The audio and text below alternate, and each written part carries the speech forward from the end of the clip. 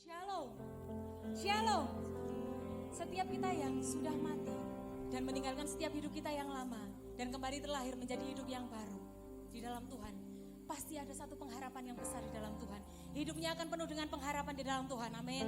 Hidupnya akan penuh dengan penyertaan Tuhan. Sebab Dia Allah kita yang sudah mati dan bangkit dari antara orang mati, yang menyelamatkan umat manusia dan memberikan pengharapan bagi kita semuanya. Kita mau berikan sorak-sorai yang terbaik bagi Allah kita. Kita mau bangkit berdiri, kita mau katakan bagi Tuhan bahwa Dialah pelukis cakrawala dalam hidup kita. Haleluya. Yesus. Terima kasih Tuhan.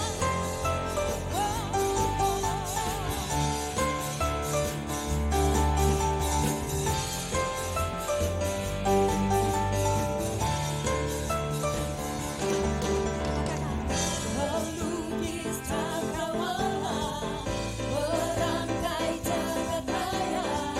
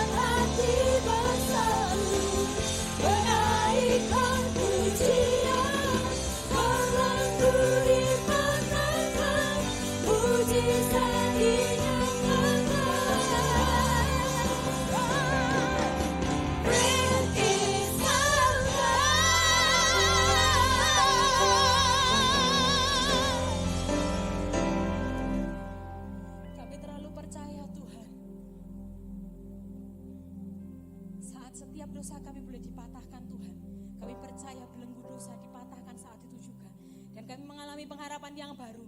Kami mengalami hidup yang baru di dalam Engkau Tuhan. Kami percaya pengharapan kami tidak akan pernah sia-sia di dalam Engkau Bapa. Sebab Engkau Allah kami, Engkau Raja kami, Engkau Tuhan kami, Engkau segalanya bagi kami. Dan tiada yang sukar di hadapan-Mu, tiada yang mustahil bagi-Mu Tuhan. Terima kasih Bapa.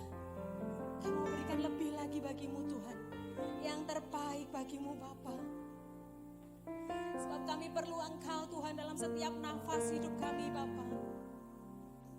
Katakan, ku perlu Engkau Yesus, haus jiwaku menantikan-Mu. Ku percaya Kau penuh pengharapan-Mu di dalam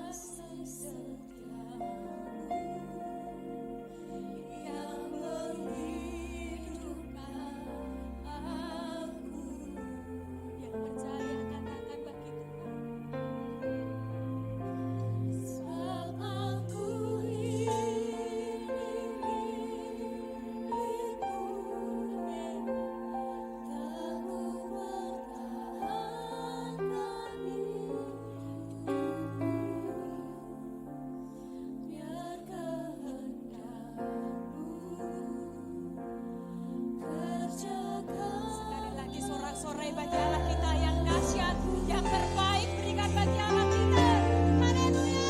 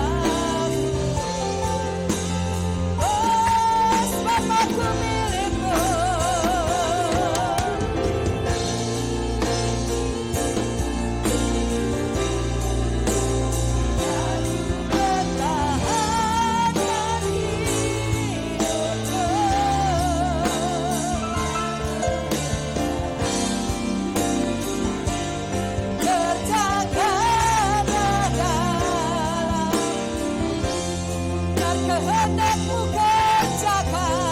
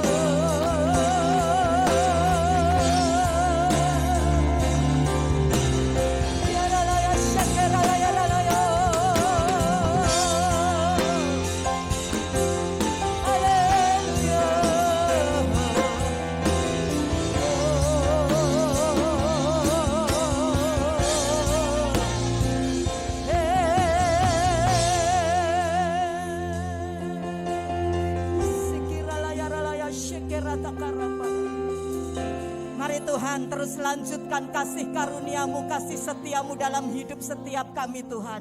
Sehingga setiap kami Tuhan menjadi umat-umat yang terus kuat menjalani hari-hari kami bersama dengan Engkau.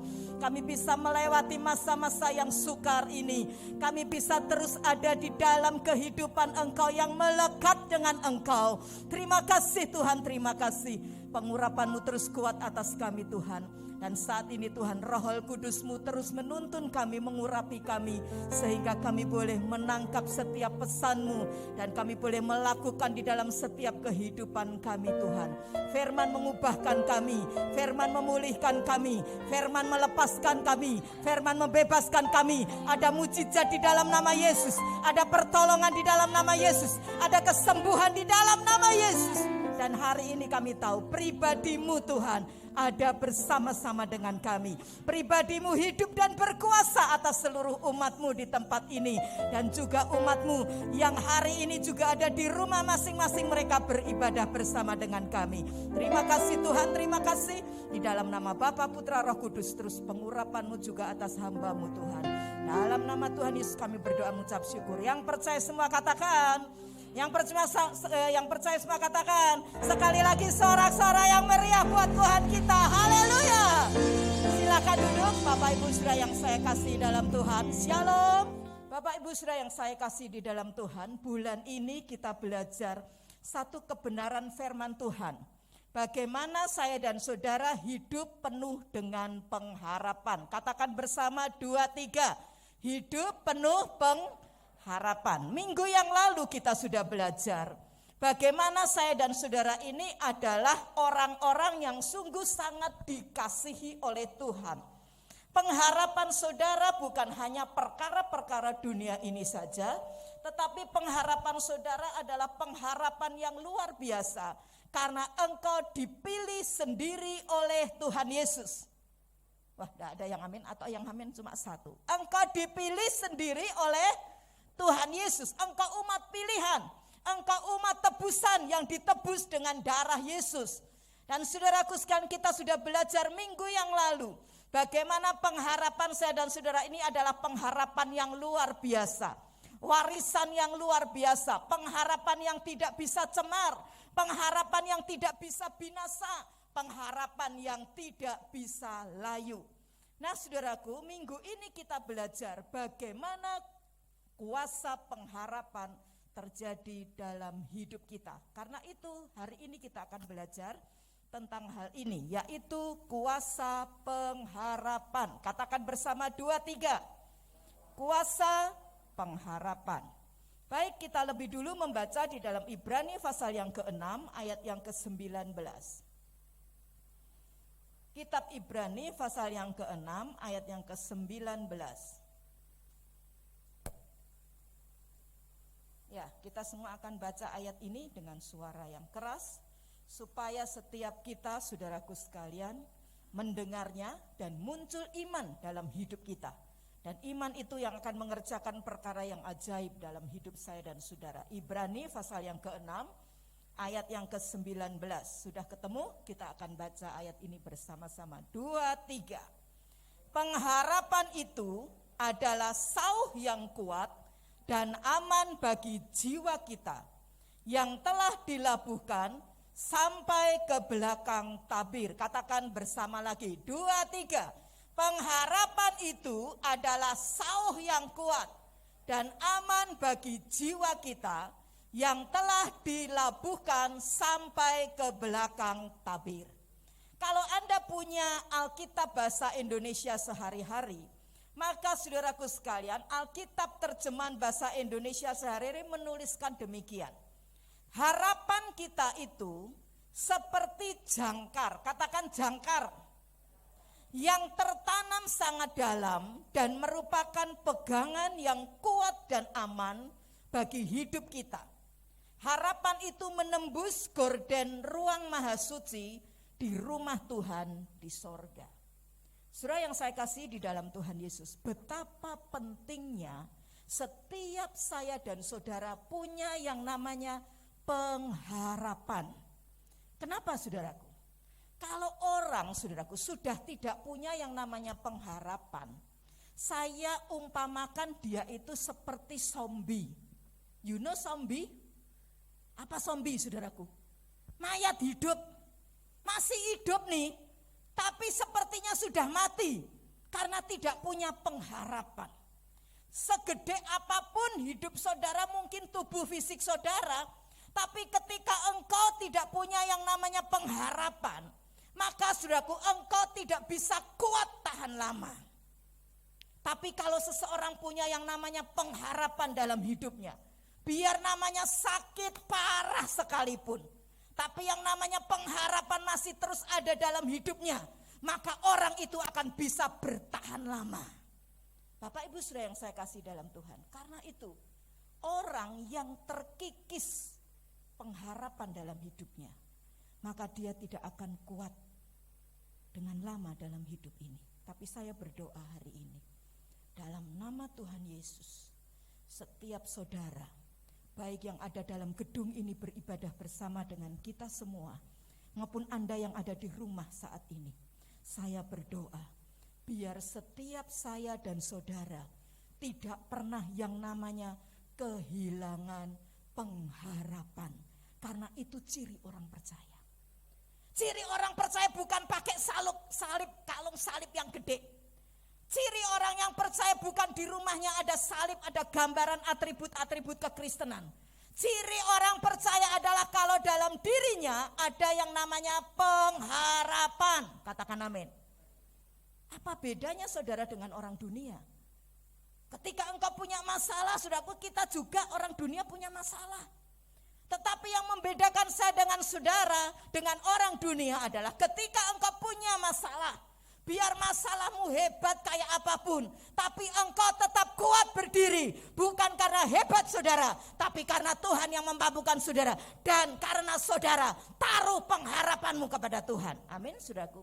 Nah hari ini saudaraku, kita mesti punya yang namanya kehidupan penuh pengharapan. Orang yang punya hidup penuh pengharapan itu hidupnya akan optimis. Hidupnya enggak akan loyo. Hidupnya enggak ada aras-arasan. Hidupnya bergairah. Kata-katanya ini kata-kata positif. Tapi kalau orang sudah enggak punya kata-kata positif, yang ada cuma ngeluh, yang ada cuma merasa enggak bisa, enggak berdaya, yang ada hanya rasanya badan sudah enggak kuat lagi, enggak mampu lagi. Dan saudaraku sekalian, ketika engkau punya kehidupan seperti itu, kalau engkau telusuri, sesungguhnya engkau sudah mulai goyah yang namanya pengharapanmu dengan Tuhan. Bahkan mungkin pengharapanmu itu sudah mulai hilang dalam hidup saudara. Nah, Alkitab mengajarkan kepada saya dan saudara, kalau engkau mau kuat menghadapi hari-hari ini, saudaraku, tetap percaya dan mengandalkan Tuhan. Amin. Taruh pengharapanmu kepada Tuhan. Jangan taruh pengharapanmu kepada perkara yang lain, tetapi taruh pengharapanmu kepada Tuhan. Karena firman Tuhan mengatakan Roma 5 ayat yang kelima, setiap saya dan saudara yang taruh pengharapan kita kepada Tuhan, Tuhan Yesus tidak pernah akan mengecewakan. Amin, saudaraku. Bilang kanan kirimu, Yesus tidak pernah mengecewakan harapanmu. Ayo saudara bilang kanan kirimu ya. Yesus tidak pernah apa saudaraku? Mengecewakan setiap pengharapan kita. Alkitab tadi mengajarkan kepada saya dan saudara, pengharapan itu seperti jangkar. Tahu jangkar ya? Jangkar itu gunanya apa sih saudaraku? Halo? Jangkar gunanya apa? Nah, menahan supaya kapal itu enggak apa saudaraku? Enggak hanyut. Enggak apa lagi? Enggak oleng, ya. Enggak tenggelam. Mau tiupan angin keras kayak apapun, gelombang sebesar apapun, kalau kapal itu nancep kuat jangkarnya, saudaraku, dia tetap enggak akan goyah. Amin, saudaraku. Karena itu tadi Tuhan Yesus ngajar kepada kita. Kalau kita punya pengharapan, dalam terjemahan bahasa Indonesia sehari-hari tadi dikatakan, kita punya jangkar yang kuat dan aman. Bagi apa saudaraku? Jiwa kita. Bagi hidup kita. Ayo sekarang bilang kanan kirimu, miliki pengharapan dalam Tuhan Yesus. Amin saudaraku. Karena pengharapan itu apa saudaraku? Jangkar yang kuat dan aman bagi hidup kita. Nah, Bapak Ibu saudara yang saya kasih dalam Tuhan Yesus, ingatkah saudara, ketika saudaraku para murid Yesus menghadapi yang namanya angin sakal yang luar biasa hebat, dan mereka ketakutan, Yesus berkata, mengapa kamu takut? Dan kemudian Yesus berkata, mari, datanglah. Dan apa yang terjadi? Danau itu menjadi teduh kembali. Tuhan Yesus adalah jangkar yang paling ajaib dalam hidup kita. Amin. Yes, saudaraku. Tuhan Yesus apa saudaraku? Jangkar yang paling ajaib dalam hidup kita. Ketika saya menyampaikan firman Tuhan ini, mulai saya menulis-nulis untuk disampaikan firman Tuhan ini, saya ngomong sama Tuhan, Tuhan, sebenarnya orang Kristen itu ajaib. Sebenarnya orang Kristen itu luar biasa loh. Sebenarnya orang Kristen itu berbahagia loh. Kenapa berbahagia? Biar dia hidup seorang diri, biar dia tidak punya siapapun, biar dia mungkin tidak dipedulikan sama orang lain, tapi kalau dia punya pengharapan dengan Tuhan Yesus, maka dia punya Tuhan yang luar biasa. Amin, saudaraku. Tidak perlu khawatir dalam hidup kita, tidak perlu cemas dalam hidup kita, karena dia Tuhan harapan kita. Nah, hari ini kita akan belajar, saudaraku, bagaimana rahasianya sehingga kita mengalami kuasa pengharapan dalam hidup kita. Yang pertama kita belajar, jangan meremehkan dampak dari pengharapan. Kita katakan poin satu ini bersama, 2, 3. Jangan remehkan, apa saudaraku? Dampak dari pengharapan. Alkitab menulis dalam 1 Korintus pasal 13 ayat 13. Tinggal 3 hal. Yang pertama apa saudaraku? Iman. Kemudian yang kedua, pengharapan dan kasih. Yang terbesar apa saudaraku? Kasih. Biar kasih yang terbesar, tetapi yang namanya pengharapan itu adalah merupakan bagian dari kekristenan. Sehingga saudara mengalami hidup yang berkemenangan di dalam Tuhan. Karena itu saudaraku, jangan remehkan, jangan sepelekan yang namanya pengharapan. Ada kuasa di dalam pengharapan. Coba kita lihat ya, baca Pak Bambang ya, Roma pasal yang keempat ayat 18. Seberapa besar kuasa pengharapan dampaknya dalam hidup seseorang. Saya kasih contoh dalam Roma 4 ayat 18. Roma keempat ayat 18. Beginilah firman Tuhan. Sebab sekalipun tidak ada dasar untuk berharap, namun Abraham berharap juga dan percaya bahwa ia akan menjadi bapa banyak bangsa, menurut yang telah difirmankan. Demikianlah banyaknya nanti keturunanmu. Amin. Terima kasih Pak. Firman Tuhan mengatakan, sebab sekalipun, apa saudaraku? Tidak ada, katakan tidak ada. Tidak ada apa?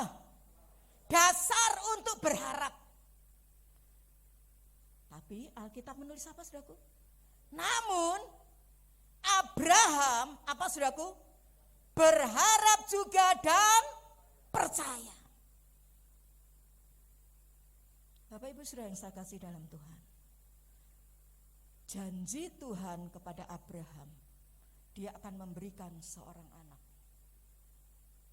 Tapi apa yang terjadi? Sekian lama Abraham menanti janji itu, belum digenapi dalam hidup Abraham dan Sarah.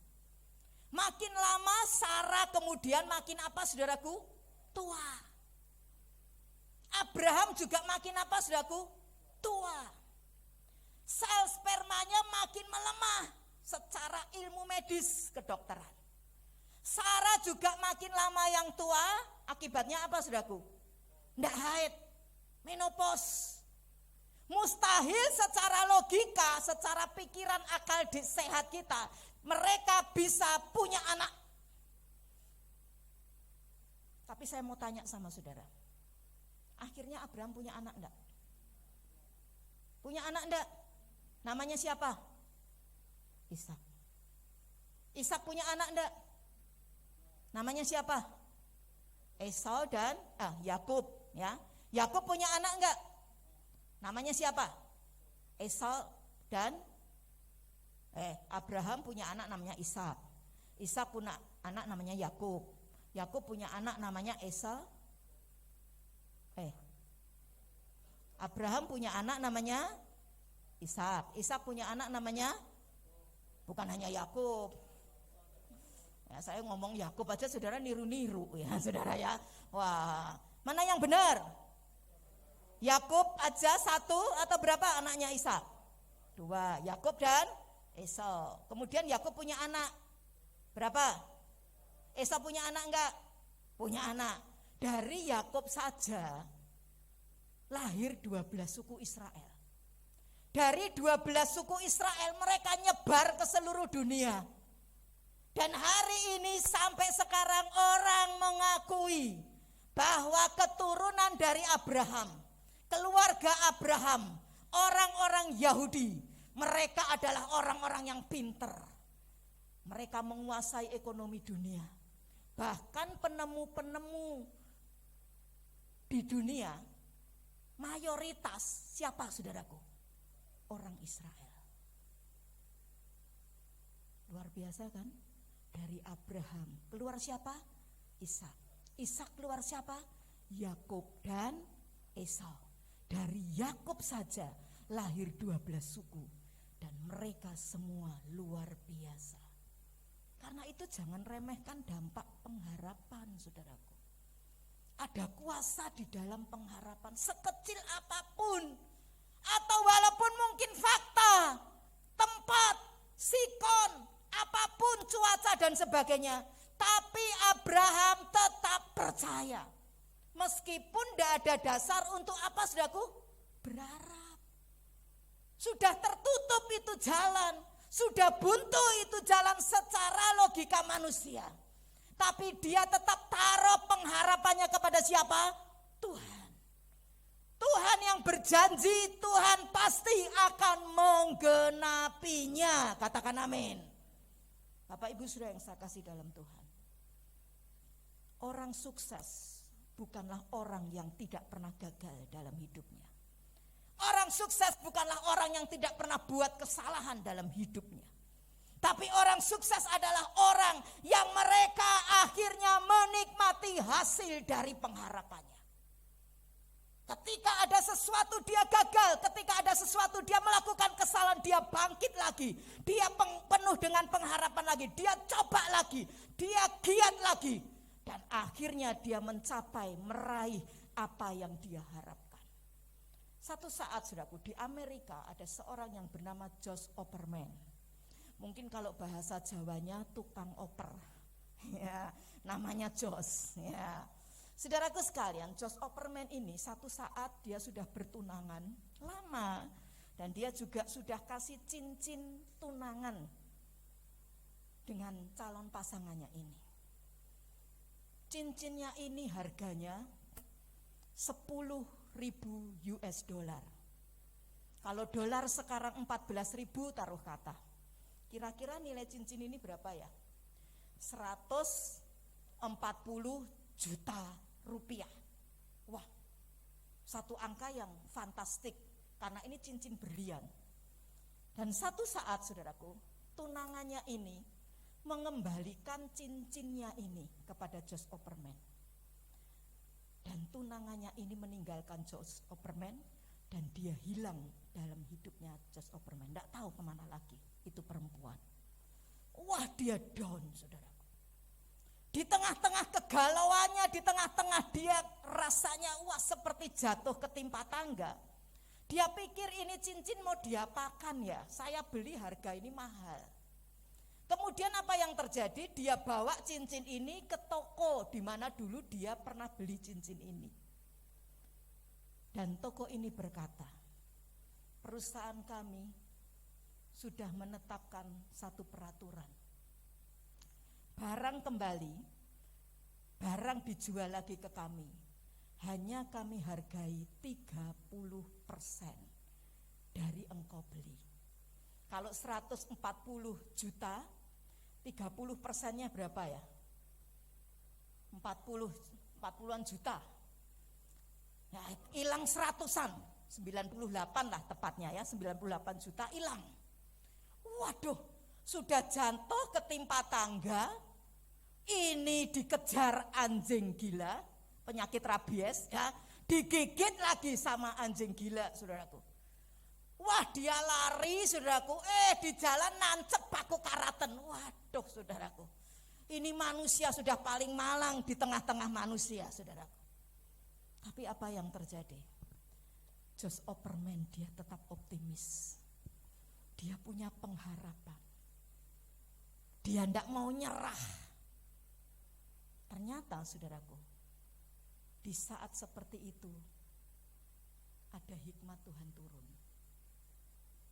Dia pikir di Amerika ini pasti banyak orang yang ngalami nasib kayak saya. Karena itu dia bikin website. Dia umumkan di website itu kira-kira ya.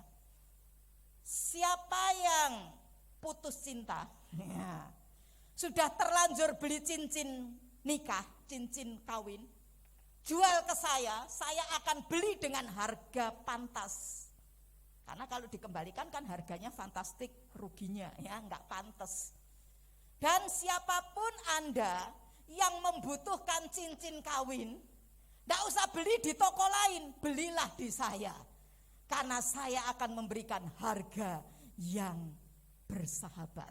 Wah, ternyata saudaraku, hasilnya luar biasa. Dalam setahun Jos Opperman bisa jual 1.200 cincin. Berarti banyak yang gagal nikah. Ya, tidak sendiri dia. Wah, dia jadi orang yang kaya luar biasa. Lihat saudaraku, orang dalam hidup dibentur dengan masalah. Ada jalan sepertinya buntu. Jangan lepas pengharapanmu. Ayo bilang kanan kirimu, jangan nyerah. Lagi putus cinta udah aduh rasanya dunia kiamat saudara ya. Wah enggak mau makan, saudaraku susah, suntuk, enggak mau pelayanan. Amin. Puji Tuhan enggak ada yang amin. Ayo terus semangat dalam hidup ini. Ada kuasa dari pengharapan saudara. Amin. Yang kedua kita belajar, jangan salah berharap. Paulus tadi berkata dalam Ibrani 6:19 dalam terjemahan bahasa Indonesia sehari-hari, harapan kita itu seperti jangkar yang tertanam sangat dalam. Perhatikan saudaraku, kekristenan saya dan saudara harus kekristenan yang bertumbuh. Katakan bertumbuh. Saudara punya anak pengen bertumbuh enggak? Atau udah enggak apa-apa, 5 tahun ya sudah segitu aja. Nanti umur 30 ya sudah seperti itu. Kalau umur 5 tahun disuapin, umur 30 disuapin, apakah seperti itu? 5 tahun disuapin, wah lucu. Tapi 30 tahun disuapin, nyebelin saudaraku.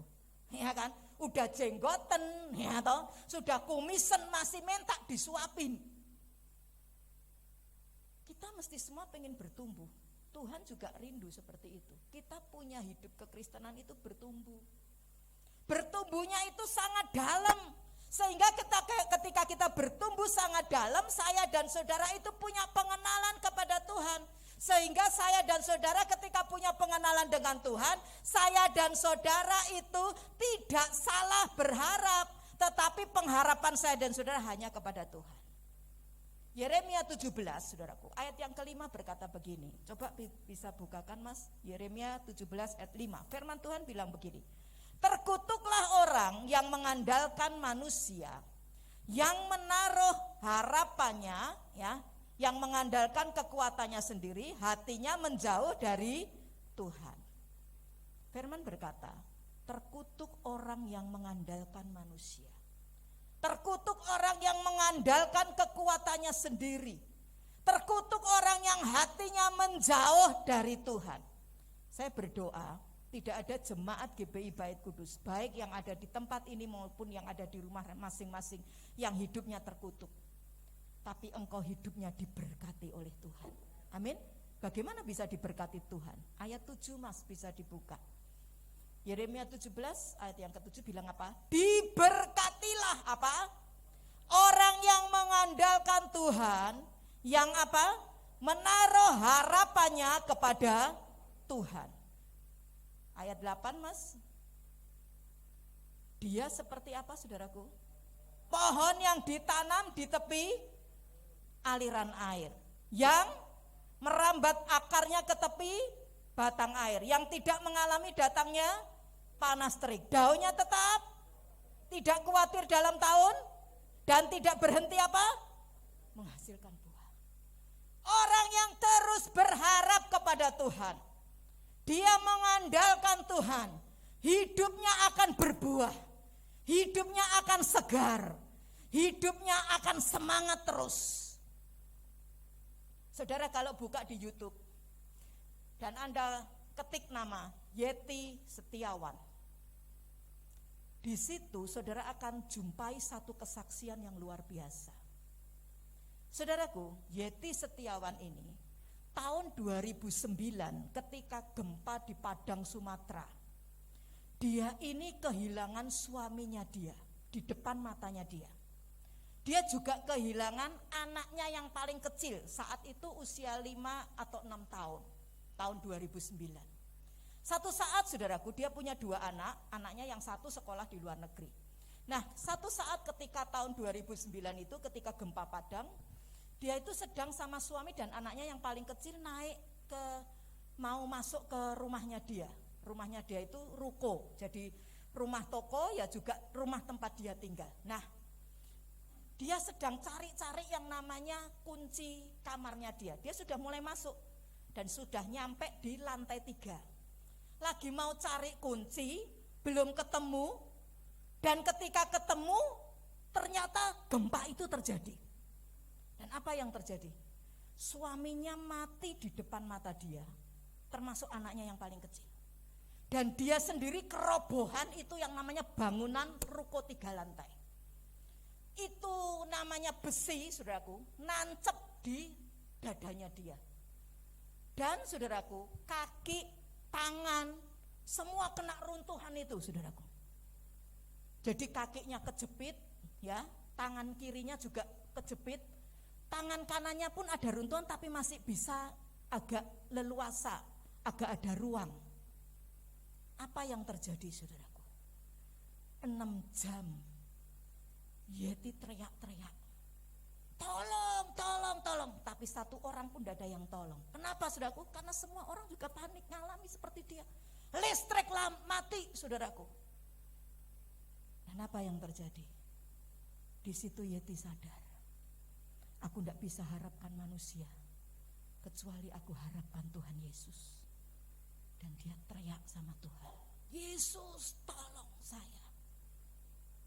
Ketika dia teriak itu, saudaraku, dalam kesaksiannya dia berkata, sepertinya ada seorang yang luar biasa pakai baju jubah putih. Dan dia berkata, nak, jangan takut, aku bersama dengan kamu. Wah, semangat dia. Kemudian tangan kanannya mulai ngeraih satu batu kecil sebesar kelereng. Dan dia pukulkan di besi yang nancap di dadanya. Darah udah keluar semua, saudara. 6 jam. Lemah dia.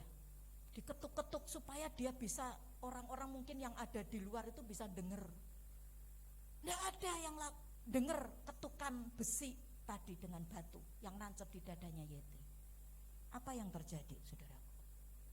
Tuhan itu ajaib loh. Dia tidak biarkan anaknya yang berharap kepada Tuhan. Amin. Paman dia yang sudah pergi menyelamatkan diri dengan keluarganya, dan kemudian ada di pengungsian, ingat, oh ada keponakanku, gimana ya nasibnya? Wah, dia putar balik mobilnya setelah dia turunkan keluarganya. Wah, dia jumpai itu runtuhan, udah tidak ada lagi orang di situ. Dia teriak, Yeti kamu masih di situ nggak? Dia teriak panggil nama suaminya, anaknya dan sebagainya, tidak ada sautan. Dan kemudian saudaraku, 1 jam itu berlalu. Apa yang terjadi? Tuhan kirim namanya seorang tukang becak lewat. Om lagi cari siapa? Saya lagi cari keponakan saya ini loh. Barangkali dia masih ada di reruntuhan ini, masih hidup mungkin. Ya om, saya cari, saya bantu. Dia bantu cari. Coba om, teriak om. Kali masih ada itu keponakanmu masih hidup. Teriak, dia panggil, Yeti, kamu masih ada enggak? Dan di tengah-tengah itu saudara, udah hari mulai gelap. Sayup-sayup terdengar ketukan tadi, tak, meski lemah, berarti masih ada kehidupan di situ. Wah, mereka cari, saudaraku. Dan ketemulah Yeti ini. Tidak bisa digendong karena keruntuhan. Caranya gimana? Ditarik, saudaraku. Dan ketika sampai di rumah sakit, saudaraku, badannya gigil. Dia bilang, suster, apa aku ini kena tetanus ya? Susternya bilang, enggak, kamu mulai kehabisan darah.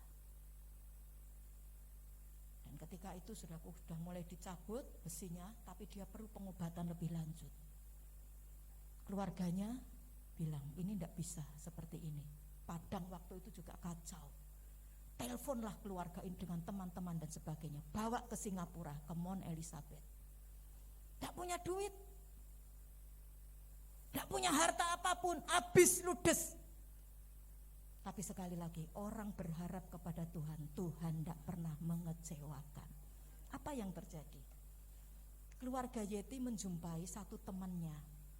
Temannya ini dia kerja di satu perusahaan, dan pagi sebelum gempa Padang, bosnya itu sempat beli, saudaraku, $30.000 Singapura, sekitar 300-an juta sekian.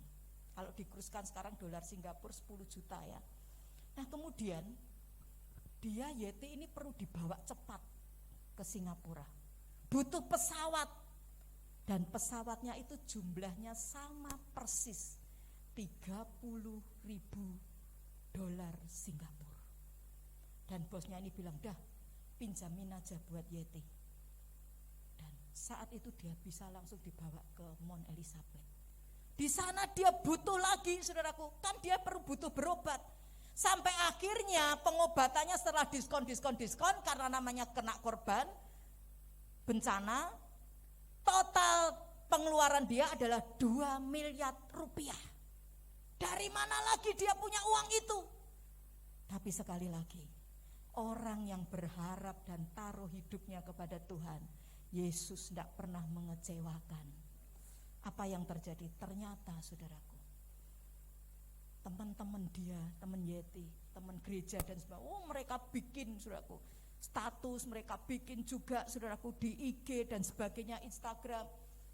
Dan kemudian saudaraku, mereka kumpulin dana. Jumlahnya persis seperti yang Yeti butuhkan. Dan sekarang saudaraku, Yeti kemanapun dalam hidupnya, dia bersaksi. Karena dia udah janji sama Tuhan. Tuhan, kalau aku hidup, aku mau janji kasih hidupku untuk memuliakan Tuhan. Amin, saudaraku. Hidup saya, hidup saudara belum seberapanya masalahnya Yeti. Tapi saudaraku, mari dalam hidup jangan ngomel, terus berharap. Dan jangan salah berharap. Berharapnya sama siapa, saudaraku? Tuhan Yesus. Jangan berharap sama gunung tertentu, jangan berharap sama kuburan tertentu, jangan berharap kepada jimat-jimat tertentu, tapi harapanmu hanya kepada siapa? Tuhan Yesus. Ketika kita berharapnya benar, ketika kita berharapnya kepada Tuhan Yesus, hidupmu akan segar. Kalau Anda lihat, Yeti umurnya sudah 50 tahun lebih. Di atas saya umurnya, tapi luar biasa, wajahnya masih cantik luar biasa. Pakai baju juga eksentrik, saudaraku. Kenapa? Untuk nutupi tangannya ini. Karena kakinya berhasil diselamatkan, tapi tangan kirinya tidak bisa diselamatkan. Dia harus diamputasi. Dan apa yang terjadi? Dia pakai baju nyentrik. Yang sini tangannya, lengannya segini, tapi yang di sini lengannya agak ke bawah untuk nutupin tangan yang diamputasi. Tapi lihat, dia terus berharap kepada Tuhan.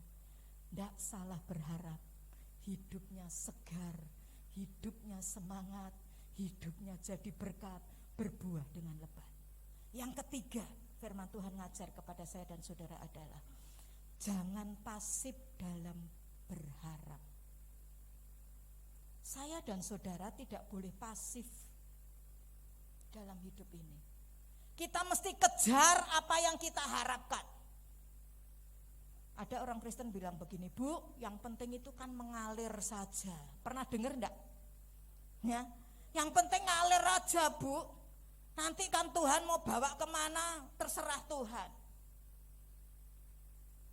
Kui sera-sera. Terserah maunya Tuhan gimana. Benarkah demikian? Coba Pak Bambang baca Matius pasal 7 ayat 7 dan 8. Matius pasal 7 ayat 7 dan 8.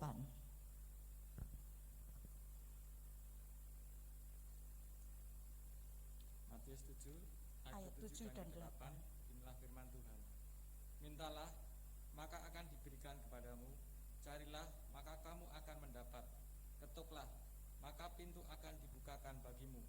Karena setiap orang yang meminta menerima, dan setiap orang yang mencari mendapat, dan setiap orang yang mengetuk baginya pintu dibukakan. Ya, terima kasih Pak. Perhatikan, mintalah, maka kamu akan carilah, maka apa?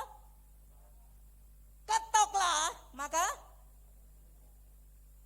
kalau saudara enggak minta, dikasih enggak? Kalau saudara enggak mencari, dikasih enggak? Kalau saudara tidak mengetok, dikasih enggak? Artinya apa, saudaraku? Kita berharap kepada Tuhan, tapi kita jangan pasif. Kejar pengharapan kita. Kita pengen rumah tangga kita ini dipulihkan. Jangan hanya doa berharap sama Tuhan, tapi mesti ada usaha dalam hidup kita, mesti berubah. Sering orang berkata, Tuhan balikin suamiku yang lagi minggat, Tuhan. Tapi malaikat nanya, lah ngapain suamimu tak balik ke sama kamu? Nanti aku balik ke sama kamu, diomelin lagi, ya pergi lagi. Jadi yang mesti berubah suaminya dulu apa istrinya dulu? Tuhan tolong aku, Tuhan sembuhkan penyakitku, supaya aku ini Tuhan udah divonis sama dokter kanker paru-paru. Malaikat bilang, kalau tak sembuhin kankermu, paru-parumu, terus apa kamu mau ngerokok lagi? Yang harus bertobat siapa, saudaraku?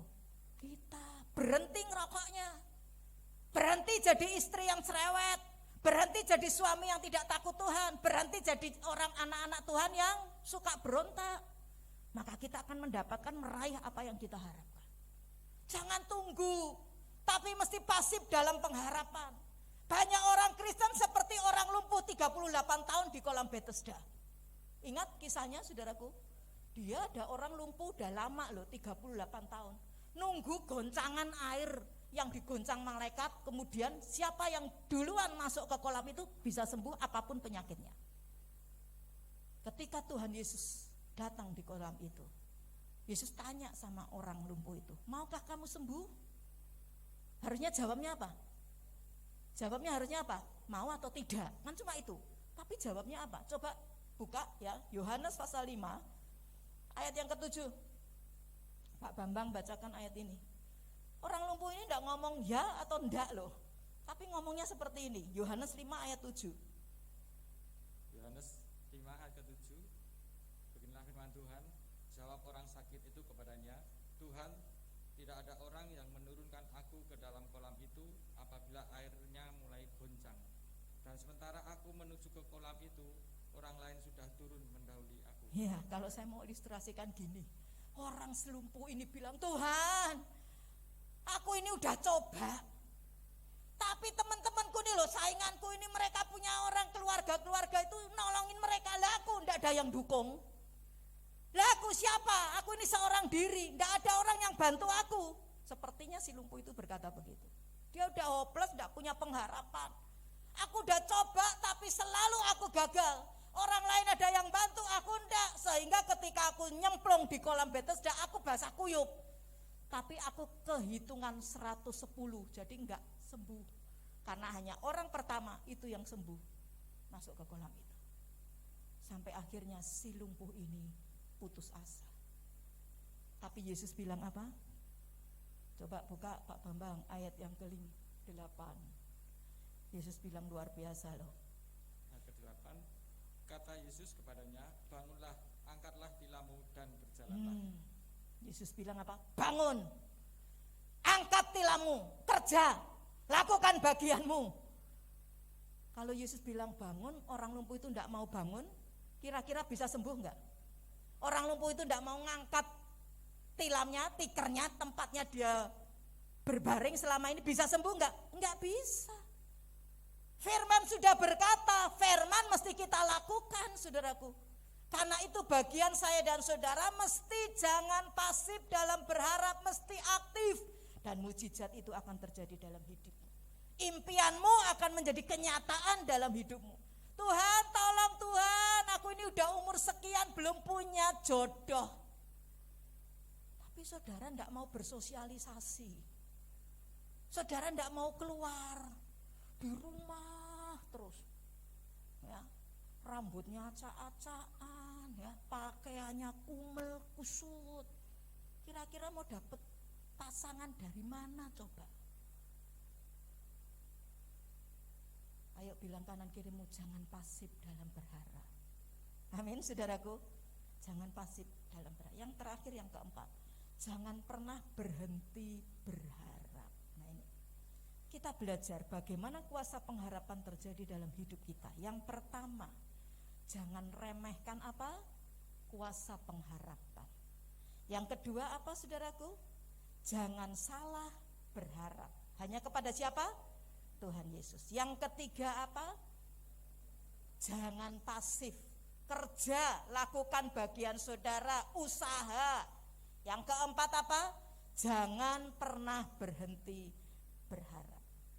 Sesukar apapun keadaan dalam hidupmu, seburuk apapun kondisimu hari-hari ini, Ibrani 10:23, ayat-ayat terakhir Pak bisa bacakan. Ibrani 10:23. Firman Tuhan bilang apa? Ibrani 10 ayat ke-23, inilah firman Tuhan, marilah kita teguh berpegang pada pengakuan tentang pengharapan kita, sebab Ia yang menjanjikannya setia. Katakan bersama, Yesus setia. Yang berjanji Yesus setia, amin. Teruslah berharap. Ayat tadi bilang apa? Marilah kita teguh, kita kuat berpegang pada pengakuan tentang pengharapan kita. Dia yang berjanji, dia setia, dan namanya adalah Tuhan Yesus. Saat ini jangan pernah berhenti dalam hidup saudara untuk berharap. Terus berharap, tidak ada mungkin rasanya dasar berharap seperti Abraham. Terus berharap. Tuhan kita yang berjanji, dia bukan manusia. Dia Allah yang berfirman, dia pasti akan menepati janjinya. Amin, saudaraku. Mungkin Anda berkata, Bu, aku ini udah berharap lama, tapi kok Tuhan belum kasih dalam hidupku. Firman Tuhan hari ini ngajar saudara, terus berharap sama Tuhan Yesus. Lama sih sepertinya, karena apa yang engkau minta itu bukan yang Tuhan akan kasih dalam dirimu. Yang Tuhan kasih dalam dirimu pasti yang luar biasa. Amin, saudaraku. Saya kasih contoh hidupnya Hana. Bukan Bu Hana ya. Hana dalam Alkitab 1 Samuel. Hana ini satu saat dia itu, saudaraku sekalian, nikah dengan Elkana, tidak punya anak. Dengan jelas firman Tuhan mengatakan Tuhan menutup kandungan Hana. Bukan hanya dia mandul secara medis, tapi Tuhan sendiri yang menutup kandungan Hana. Sampai akhirnya Elkana cari istri lagi, namanya Penina, dan Penina ini punya anak. Nah, Penina ini suka jelek-jelekin Hana. Suka yang namanya ngomong gak bener. Wah, bikin Hana ini gusar, bikin Hana sakit hati, bikin Hana nangis, bikin Hana pedih hatinya. Kepahitan. Satu saat Hana pergi ke rumah Tuhan. Nah, kemudian Hana ini doa sama Tuhan. Saya percaya Hana ini udah doa lama. Tapi hari itu dia datang dengan menangis penuh kesungguhan sama Tuhan. Tuhan, kalau aku dikasih seorang anak laki-laki, aku janji, aku bernasar Tuhan, aku akan berikan anak ini kepadamu sebagai hamba-Mu. Dan apa yang terjadi? Tuhan mendengar seru doa daripada Hana. Dikasih anak, namanya siapa saudaraku? Samuel, anak laki-laki. Yang Hana minta seorang anak laki-laki biasa, sama seperti kita ini loh. Tapi yang Tuhan kasih anak laki-laki yang luar biasa. Kenapa? Samuel ini dalam hidupnya akhirnya menjadi apa saudaraku? Nabi. Menjadi hakim di Israel. Samuel mengurapi yang namanya Saul dan Daud menjadi raja Israel, yang pertama dan kedua. Si Samuel juga nulis kitab, namanya kitab apa? Yang kita kenal, 1 Samuel dan 2 Samuel. Luar biasa toh. Mintanya Hana dikasih seorang anak laki-laki biasa aja, tapi yang Tuhan kasih yang luar biasa. Apa saudaraku? Imam, nabi, ya kan saudaraku, penulis kitab, hakim Israel. Wow. Dan yang lebih luar biasa, ada bonusnya. Apa bonusnya? Ini ayat terakhir benar. 1 Samuel 2, baca Pak Bambang, ayat 21. Ya. 1 Samuel 2 ayat 21.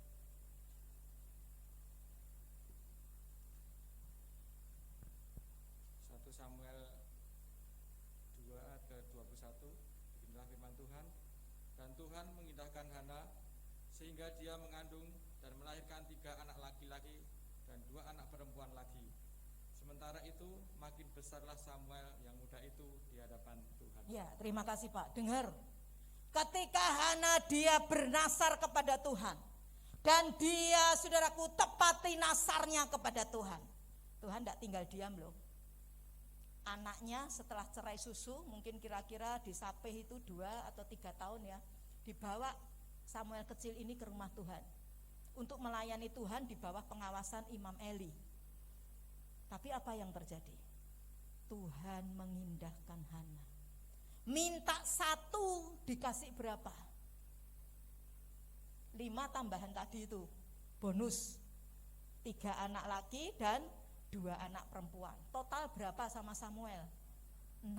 Luar biasa kan? Minta 1 dikasih berapa? 6.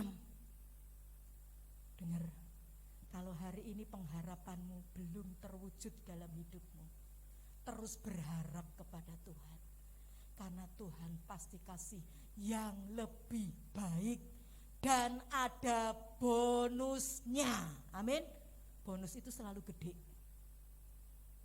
Anda sebagai karyawan di sini, marketing di sini, bonus selalu apa saudaraku? Gede. Bonusnya 5, 3 anak laki-laki, 2 anak perempuan. Yang diminta berapa? 1. Yang Tuhan kasih berapa? 6. Dan itu luar biasa. Hari ini saudaraku, terus berharap sama Tuhan.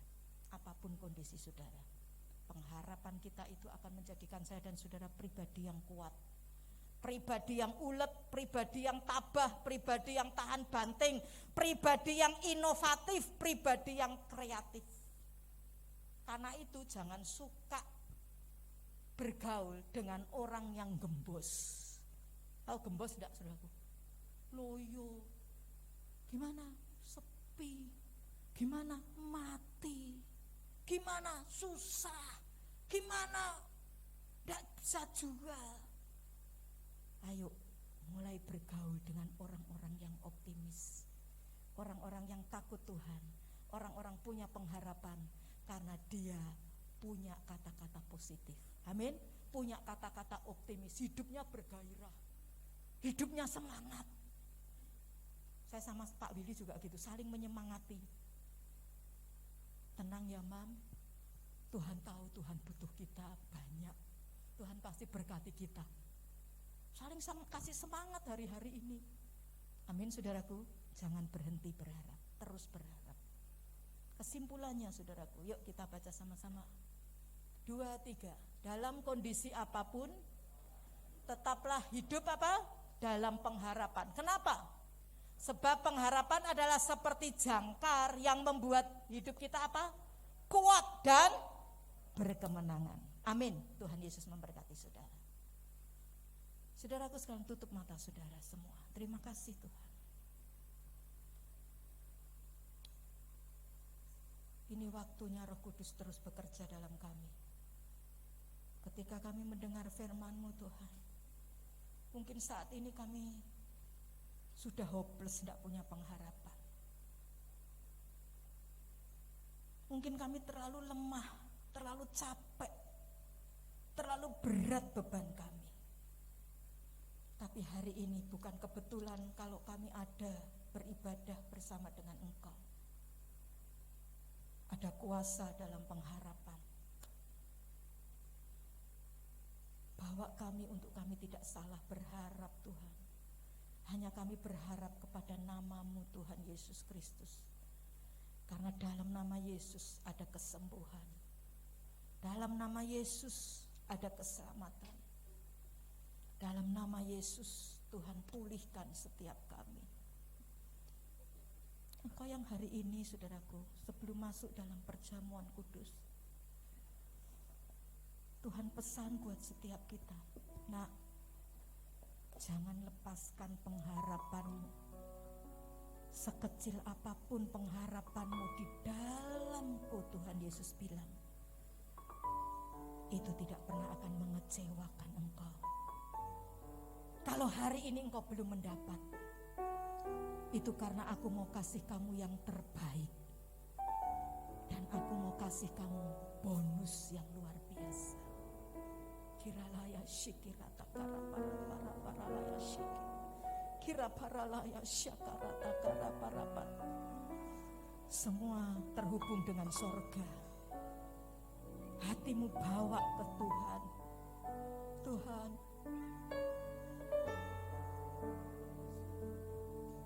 bawa kami terus untuk fokus dengan Engkau.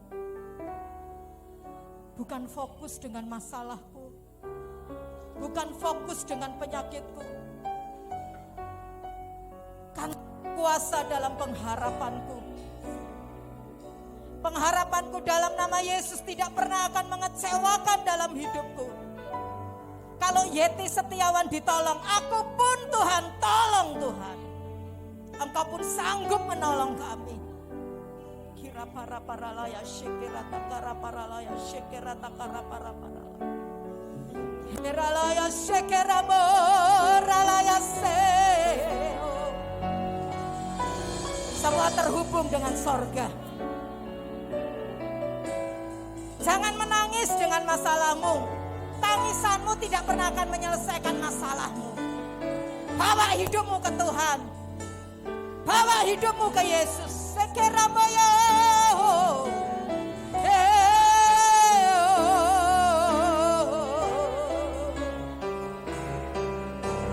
Yes, haleluya, haleluya.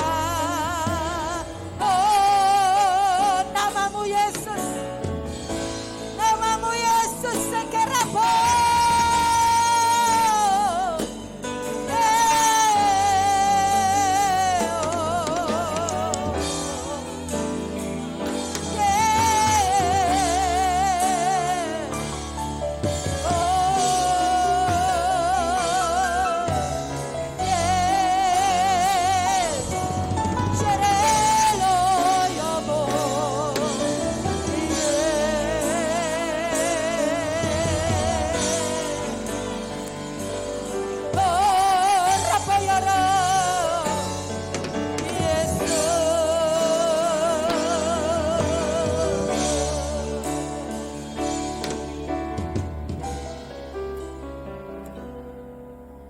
Dalam nama Yesus ada kesembuhan.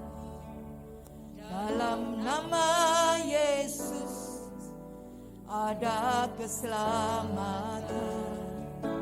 Yang buta melihat, yang lumpuh berjalan. Dalam nama Yesus ada mujizat. Katakan dari atas. Dalam nama Yesus. Dengan imanmu katakan dalam namamu Yesus ada keselamatan. Kita akan berdiri bersama-sama saudaraku. Yang lumpuh berjalan. Dalam nama Yesus ada mujizat. Serukan dan katakan nama Yesus. Panggil namanya. Oh, nama Yesus. Nama Yesus yang sembuhkanku.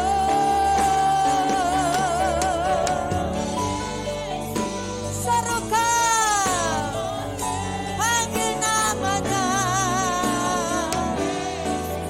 Yang pulihkanku.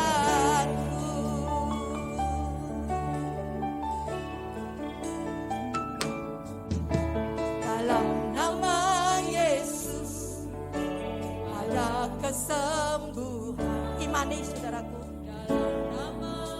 Katakan dengan sepenuh hatimu. Yes. Yang buta melihat, yang lumpuh berjalan. Dalam nama Yesus ada mujizat. Serukan dan panggil namanya. Oh, oh, nama Yesus. Nama Yesus yang pulihkanku.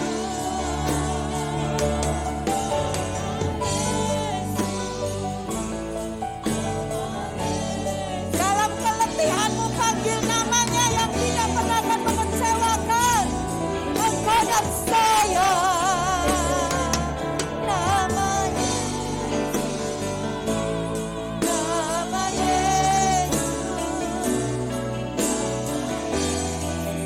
yang sembuhkanku.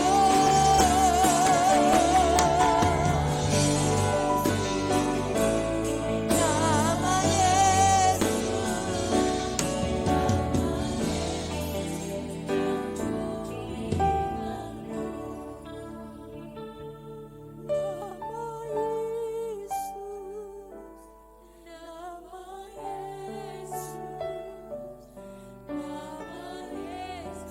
Yes. Terus berharap kepada nama Yesus. Yes Tuhan. Bawa semua apa yang engkau hadapi hari ini ke Tuhan. Katakan nama Yesus. Yes. Kalabayalayana. Kirabayalayase.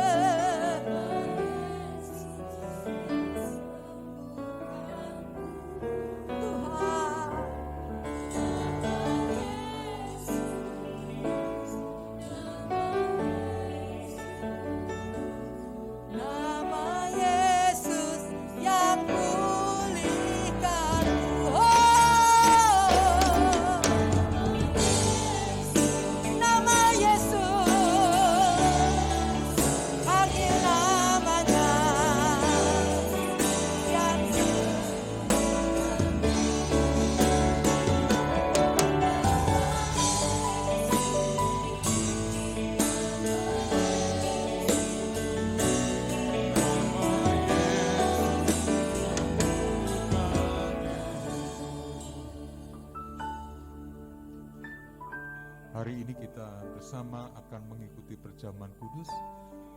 Saya mohon para pelayan-pelayan menempatkan diri untuk kita bersama-sama berdoa. Kita menyerahkan kepada Tuhan tubuh jiwa roh kita. Kita menyerahkan kepada Tuhan. Biar Roh Kudus yang memimpin kita. Mari kita siapkan para pelayan.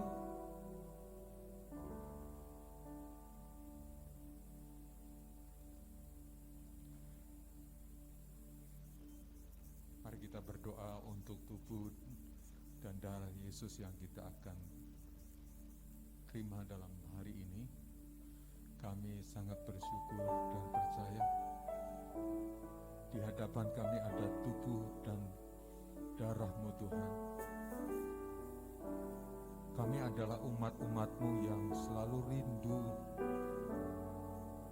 mengalami pemulihan daripada Engkau dan hidup dalam pengharapan.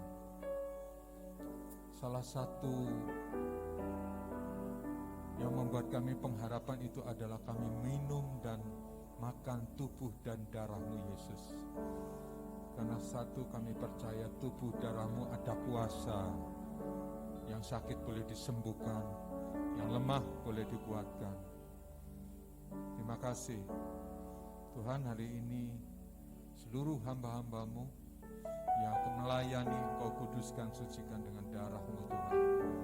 Seluruh umat-Mu yang akan minum dan makan, sucikan dengan darah-Mu Yesus. Terima kasih Tuhan, terima kasih. Dan Engkau yang bertahta di tengah kehidupan pelayanan kami semua. Engkau yang hadir siang hari ini Tuhan untuk kami, supaya kami mendapatkan anugerah kekuatan daripada Engkau. Terima kasih Yesus. Persekutuan bersama tubuh dan darah-Mu hanya di dalam nama Tuhan Yesus, Tuhan dan Juru Selamat kami. Kita yang percaya bersama katakan amin. Silakan saudara duduk. Nama Yesus,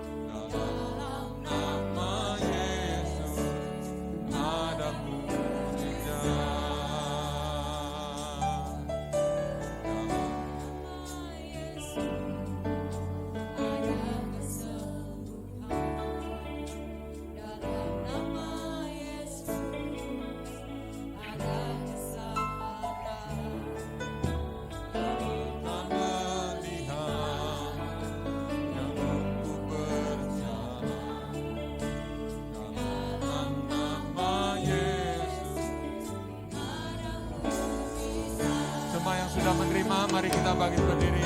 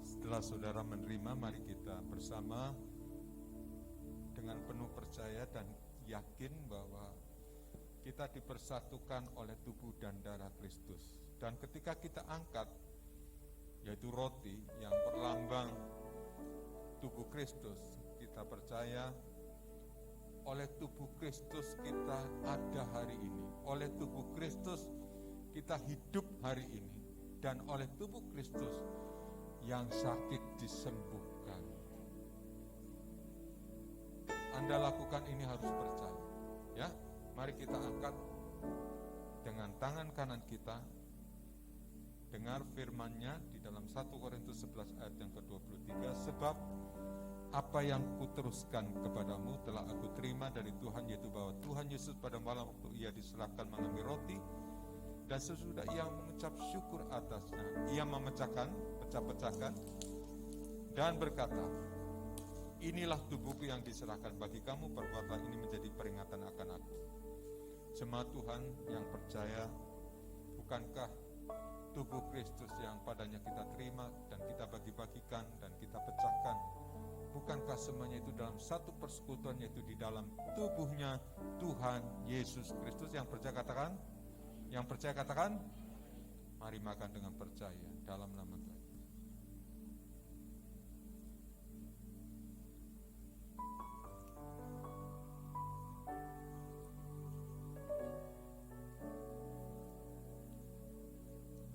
Mari kita sembah Tuhan. Kita kata kita kalapa kata karama kata sikini kita kalapa kata dinama kata kalapa kata kana sikini kita hina kata karapa kata sikite kita kata kalapa unama kata kalapa kata sikini kita kar hina mata kasina kata kalapa kata karana kasikini kita. Dalam penyembahan ada kekuatan. Mari engkau yang lemah perlu penyembahan supaya roh kuat, rohmu kuat. Ada pengharapan dalam Tuhan. Sembah Tuhan. Kinaralalamaya. Kiraba kata. Kinaralamalama sanaramalama senene. Kirala bala.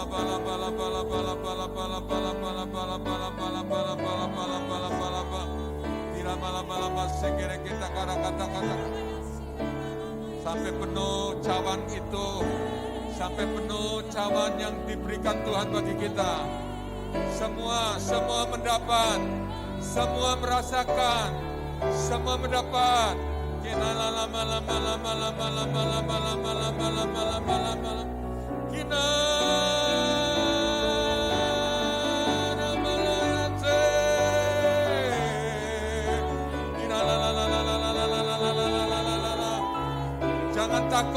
Jangan takut. Angkat dengan percaya. Itu ada lambang darah Yesus.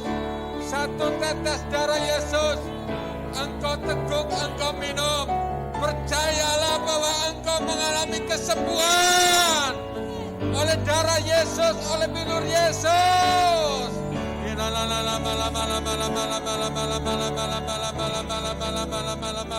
Es Sekete kere kita kara kata sekete. Setelah kita menyembah, kita saatnya mendengar firman Tuhan dan kemudian dengan tindakan percaya kita aminkan dan kita minum bersama-sama.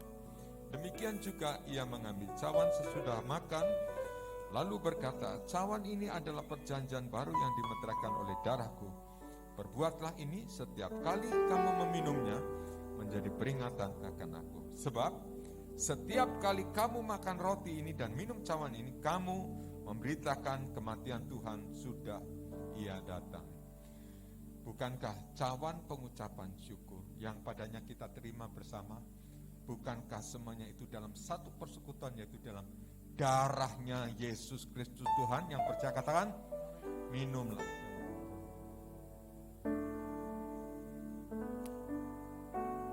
Sembahlah di Tuhan, kira kata-kata. Jangan engkau menyerah, terus sembah Tuhan. Kira kata-kata kasih kita kalapa kata-kata. Ekonomimu sedang dipulihkan Tuhan. Kira kata-kata. Kira kata-kalapa kata-kata. Tuhan menghampirimu menjamah bagian tubuh yang sakit. Tuhan menghampirimu menjamah bagian tubuh yang sakit.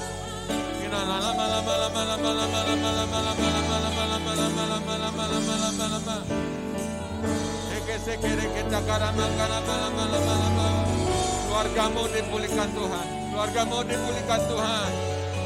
Angkat hatimu, angkat tanganmu bagi Tuhan.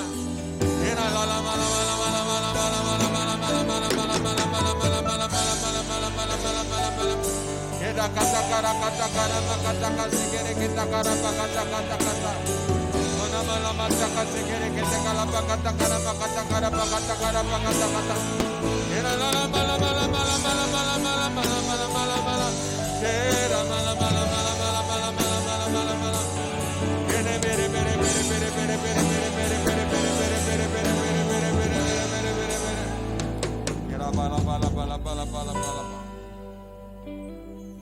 Kami sepakat di tempat ini hanya nama Yesus Kristus Tuhan yang kami tinggikan. Kami sepakat hari ini memohon kepadamu, meminta kepadamu, dan barang siapa mencari mendapatkan, barang siapa mengetuk pintu dibukakan. Kami bersepakat di dalam nama Yesus, Allah yang kuasa, Allah yang ajaib, sanggup melakukan perbuatan-perbuatanmu yang dahsyat. Kami percaya kalau hari ini ada tangan yang terangkat memohon kepadamu, uluran tanganmu untuk kesembuhan yang seketika Tuhan, kesembuhan apapun dalam hidupnya yang seketika Tuhan, baik yang di rumah maupun yang di tempat ini, dalam nama Yesus, kira kata-kata kasih, dalam nama Yesus, terjadi dalam hidupmu. Angkat tanganmu, mengucap syukur pada Tuhan. 5 roti 2 ekor ikan dengan ditambah mengucap syukur kepada Tuhan, menjadi 5.000 orang tercukupi, kenyang oleh karena kuasa ucapan syukur kepada Tuhan. Terima kasih Tuhan, terima kasih Tuhan. Kami saat ini berdoa, sepakat kita berdoa. Tuhan sanggup memulihkan ekonomi, Tuhan sanggup memulihkan ekonomi kita. Mata kita hanya tertuju kepada Tuhan, tidak ada lain, tertuju kepada Tuhan. Angkat tanganmu. Yesus Tuhan, kami saat ini, kami meminta kepadamu Tuhan, Roh Kudusmu, dalam nama Yesus, Tuhan turunkan anugerah bagi umat-umatmu Tuhan, yang hari ini datang, yang hari ini bersujud menyembah kepadamu. Inilah doa-doa kami, inilah permohonan kami. Pulihkan ekonomi kami Tuhan. Dalam nama Yesus Tuhan, Tuhan Allah yang berkuasa, ajaib Engkau Tuhan.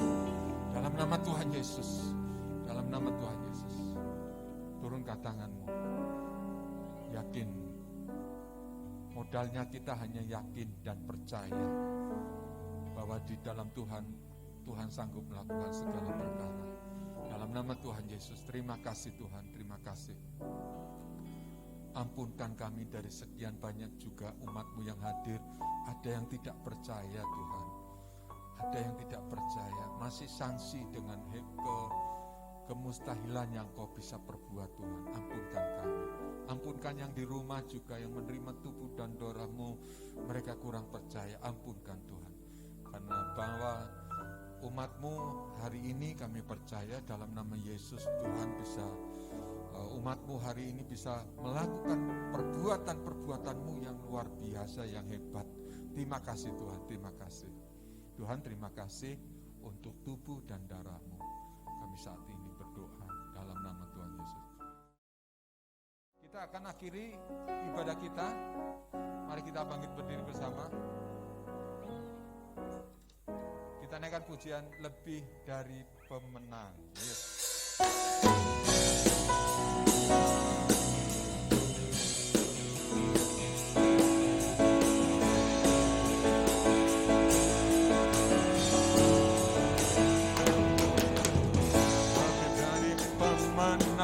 Dalam segala perkara